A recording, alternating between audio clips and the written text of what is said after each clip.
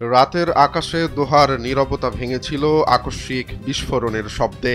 মুহূর্তেই ধুলো ধোঁয়া আর রক্তে ঢেকে যায় একটি সভাকক্ষ, যেখানে চলছিল শান্তির আলোচনা।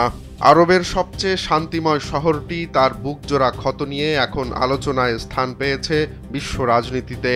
এবার দেশটির প্রধানমন্ত্রী শেখ মোহাম্মদ বিন আব্দুর রহমান ছুটে বেড়াচ্ছেন এক দেশ থেকে আরেক দেশে, করছেন গুরুত্বপূর্ণ সব আলোচনা বিভিন্ন প্রভাবশালী রাষ্ট্রনায়কদের সঙ্গে।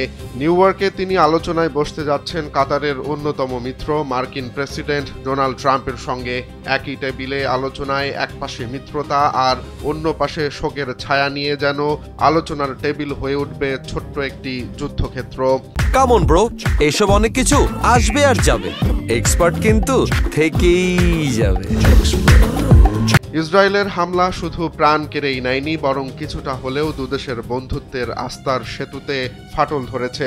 শেখ মোহাম্মদ ইতোমধ্যে ওয়াশিংটনে যুক্তরাষ্ট্রের ভাইস প্রেসিডেন্ট জেডি ভান্স এবং পররাষ্ট্রমন্ত্রী মার্কো রুবিওর সঙ্গে সাক্ষাৎ করেছেন। প্রেসিডেন্ট ট্রাম্প দোহায় ইসরায়েলের হামলা নিয়ে ক্ষোভ প্রকাশ করে বলেছেন, এ হামলা চলমান যুদ্ধবিরতি আলোচনাকে বানচাল করার উদ্দেশ্যে চালানো হয়েছে বলে মনে হচ্ছে।